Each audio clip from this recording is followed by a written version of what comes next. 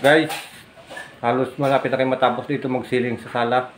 Ito ngayon siya. Iiwan muna namin itong dito sa maliit na kwarto na i-demolish namin para pinisin muna namin yung kalahati para may lipat yung mga gamit sa loob ng, ng maliit na kwarto. So yan guys. Yan guys, yan muna ang iiwan namin punta rito. Yan, kasi i-demolish itong ula to. Bago namin isisiling to rito. Yung mga gamit, puno pa yung gamit yan dyan eh. Ito ba na yung pipinisin namin dito? Punta doon. Punta doon sa dulo. Pag napinis na namin yan pati wall, punta rito. Yun naman isunod namin. Itong i-demolish. Okay guys, tatrabaho muna kami. Magano ako. Ito, naka-prepare na ako guys ng ang masilya natin. Para maispatan ng masilya para bukas. Lilihan na lang. Okay guys. Ayan guys. Nagkukot-kot yung kumpare ko dun Ito iiwan muna namin malit na siroho na yan. Kasi bubuuhin namin yan papunta roon. I-demolish namin to. Sunod na araw. Bukas maglilihan muna kami dito lahat. Yan. Lilihain muna namin yan. Tapos pipinturahan. Finish muna namin para itong iba mga gamit isisiksik namin dito guys sa gilid na yan kasi may mga gamit pa yan dyan sa loob. Tapos sabay na namin itong pinto na to ang finish nyan. Yan yung finish ng pinto dito.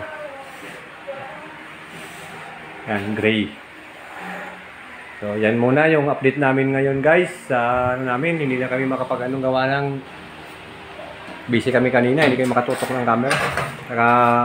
Nagpatugtog dito yung kapitbahay kanina, malakas. Pa-copyright tayo. Kaya hindi makapag-video. Kaya yung pare ko nagpipinis lang. Ako muna, magwawalis na rin muna ako dito. Para malinis. Bago iwanan. Okay. Yun muna ang update namin guys yung araw na to. Pero bukas linggo papasok pa rin yung mga bukas para mapinturahan na yan. Yan guys, nagliha kami dito. Sinumpisa na kumpare ko yung mga singit-singit sa gilid dyan kili-kili mag-flat. Dito rin ako pina-flat ko na to. Yan. Kahapon di kami nakapag-video ng maayos dahil busy kami. Nilagyan namin yung mga kilikili sa mga siroho. Tapos sabay masilya. Kaya kanina, pagliha, hindi gaano ng camera at puro alikabok.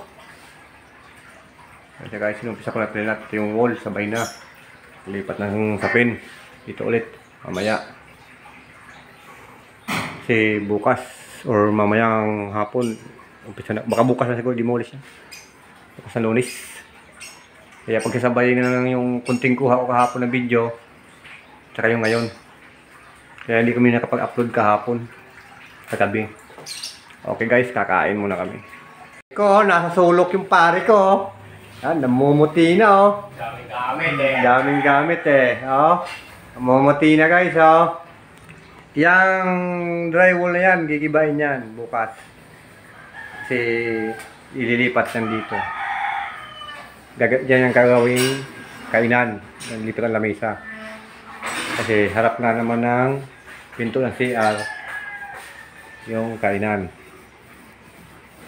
Kaya lilipat yan.